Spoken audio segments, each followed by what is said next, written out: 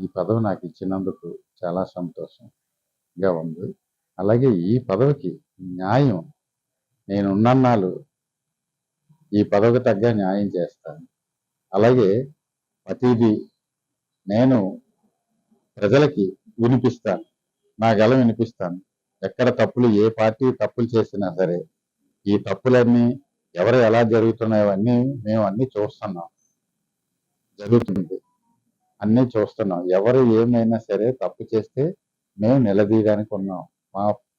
నేను నాకు ఇచ్చిన పదవికి నేను న్యాయం చేయడానికి, అలాగే జగన్మోహన్ రెడ్డి గారికి మంచి చేయడానికే చూస్తాను కానీ జగన్మోహన్ రెడ్డి గారికి నేను ఎప్పుడు బేడ తీసుకురాను. నేను అశబ్దంగా మాట్లాడను. ఎవరికైనా ఏ పార్టీనైనా సరే న్యాయంగా చెప్తాం. తప్పు చేస్తే ఆ తప్పుని నిలదీస్తాం. వేరే కాకుండా మామూలుగా సున్నితంగా ఈ తప్పు మీరు చేశారని చెప్పగలం. ప్రతి వాళ్ళకి ఏ పార్టీ వాళ్ళకైనా సరే, అలాగే ఎవరికైనా సరే తప్పు చేస్తే తప్పు నిలదీ చెప్పొచ్చు. ఎవరైనా సరే అది చెప్తాం. జగన్మోహన్ రెడ్డి గారు నాకు ఇది ఇచ్చినందుకు నేను ఎంతో ఖుషి అవుతున్నాను. నాకు ఈ పదవికి ఉన్నన్నాళ్ళు కూడా నేను జగన్మోహన్ రెడ్డి వెంట తిరిగి జగన్మోహన్ రెడ్డి గారికి నా ప్రచారం అంతా జగన్మోహన్ రెడ్డి గారికి నేను ప్రతిసారి ఏదైనా సరే ఏ తప్పులు ఎవరు చేయని నిలదీసేదే నా పని. నేను ఉన్నన్నాళ్ళు కూడా జగన్మోహన్ రెడ్డి గారి వెంట ఉండి జగన్మోహన్ రెడ్డి గారిని 29 వరకు గెలిపించడానికే నేను ఆలోచిస్తాను. నా కృషి అంతా అతని కోసం. అతను మళ్ళీ నేను 2029లో చీఫ్ మినిస్టర్గా చూడాలని నా కోరిక. తన కోసమే పనిచేస్తాను. తనంటే నాకు అభిమానం. వాళ్ళ నాన్నగారు అంటే అభిమానం. అలాగే జగన్మోహన్ రెడ్డి గారు ఎవరైనా సరే ఏ మాట అయినా దానికి మేము వేరే కౌంటర్ వేస్తాం అంతే. గిట్టడాలు కాదు, ఒక కౌంటర్ దేనికన్నారు ఏమన్నారు ఏదైనా అంతే.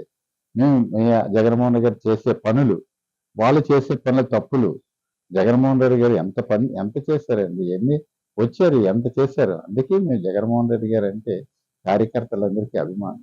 ఇప్పుడు చూడండి ఇలా బయటికి వెళ్తే చాలు ఓడిపోయారు. ఎలా ఓడిపోయారు అనేది ప్రజలు తెలుసు. ప్రతి ప్రజలకి ఎవరికి ఓటేశారనేది. జరిగేది ఏంటంటే ఎలా జరిగింది అనేది వదిలేయండి. జగన్మోహన్ రెడ్డి ఇప్పటికీ ప్రజాదరణ అలాగుంది. ఎన్ని కూటములు కలిసినా అదంతా ఎలా జరిగింది అనేది ప్రజలకు తెలుసు. నేను ఉన్నన్నాళ్ళు, నేను బతుకున్నన్నాళ్ళు జగన్మోహన్ రెడ్డి గారిపై సేవ చేస్తానండి. పార్టీకే సేవ చేస్తానండి. పార్టీ కావాలండి. మాకు పార్టీని గెలిపించుకోవాలి, సేవ చేయాలి. ప్రతి మనిషికి పేదవాడు అనేవాడు బాగా బతకాలంటే జగన్మోహన్ రెడ్డి గారు రావాలండి. ఇప్పుడు చూస్తున్నాం ఒక్క రూపాయి వచ్చిందండి. ఇప్పటికి 1 year నుండి ఒక అమ్మఒడి వచ్చిందండి.